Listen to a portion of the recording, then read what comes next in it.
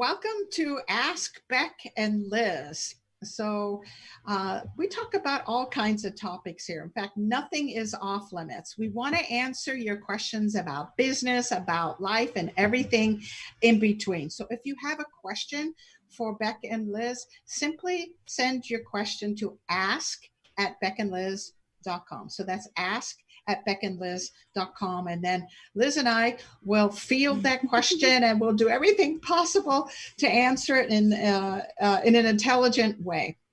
So this question actually, Elizabeth, is kind of consistent with this idea of success and the need for grit to be successful. So the question is, how does one develop grit? Got any ideas? Well, I think that is an interesting question. Do you have it? Is it one of those things you just have or you don't have, or is it something you can get better at? And I think the answer is clearly you can get better at it. But in terms of behavioral science, I know you have markers that define what makes up grit. So in my mind, one of the first things that you would do is identify what those are so you know what you're working for. So why don't you tell us a little bit about those markers? So there are actually several markers underneath grit. And I only bring that up because some of us could possess one or two of these markers, but not all of these markers. Therefore, we have less grit or more grit. So some of the markers are, of course, passion and purpose. So do you have a passion for what you're doing? Is there a purpose behind? Or are you just doing it because you got to pay the mortgage, so to speak? Another one of the markers is a commitment. Are you able to make a commitment no matter what? You're going to follow through with it? Do you have a history of making commitments and no matter what, following through? Another marker is adaptability, because life and business is going to have ups and downs, and the economy is going to affect it. A competition is going to affect your business and your future.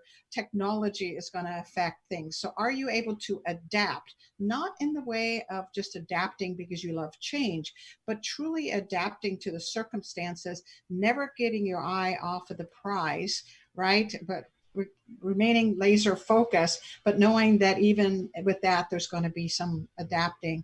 And then there's two other markers that come underneath sort of that grit. One of which is initiative, which is a form of courage.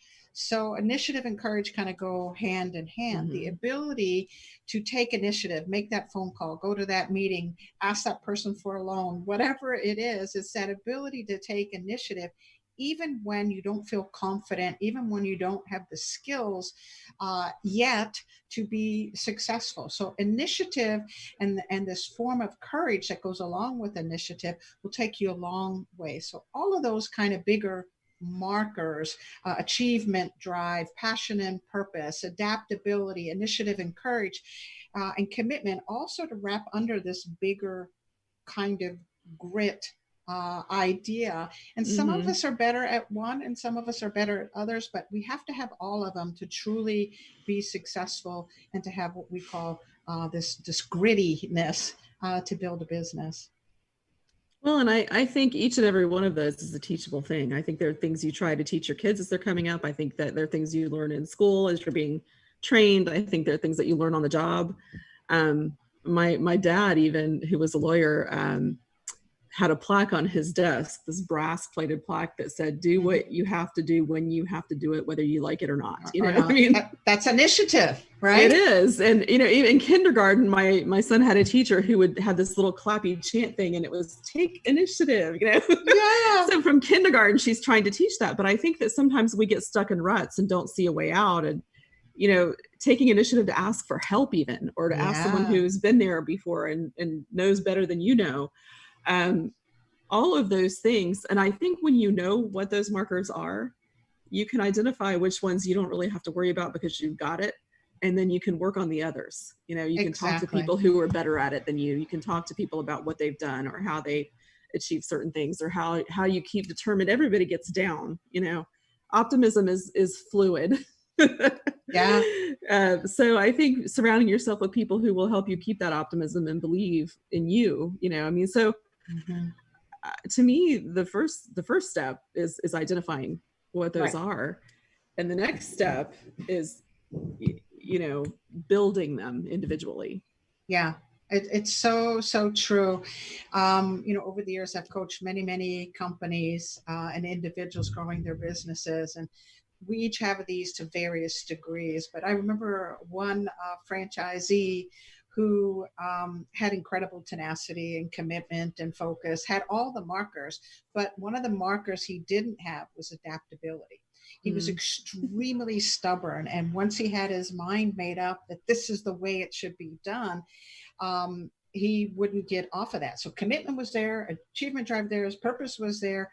All the other markers were there, but he had no adaptability. So what was happening as the years went by is he wasn't paying attention to his competitors, right? He wasn't paying attention to the different things that was going on in the market. So he became less innovative and less flexible over time. So you would think just holding the course would have you be successful.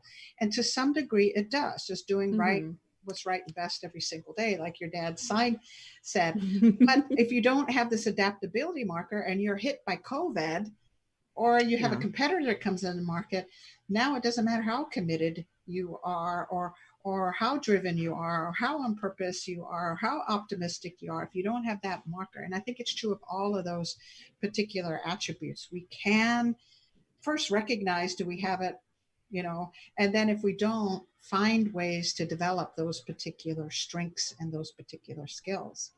Yeah. And I think COVID has definitely highlighted our strengths and weaknesses in all of those areas, because you begin to see what you're willing to do and where you are in the process of all these things. And you're watching other people, and some of them you look at and you think, holy cow, they were just on it so fast. You know, when we interviewed Richard Lavelle and he talked about how quickly they were able to get out home kits for painting with a twist.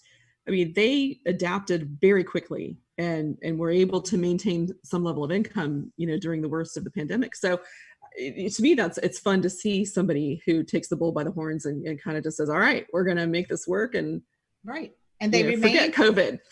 Forget COVID. We're not dealing with that. And they remained optimistic. They remained focused on their purpose, but they had to adapt just a little bit, which took courage, which took initiative. It was risk taking, but ultimately will help them grow over time. So grit is a very elusive. I hope, Elizabeth, we can maybe dissect these individual parts in further conversations, because it's a very big topic. And and a determinant, whether franchisor or franchisee, even a corporate ladder climber, if they're going to be successful. Yeah, I think it's very worth talking about in individual markers and kind of delving into what you need to do to improve the areas where you're weak. Excellent. So that wraps us up today. Thank you, everyone, for joining us today, where passion and purpose collide, profits are made, and relationships are forged. This is Beck and Liz signing off and wishing you another purpose-filled and profitable week.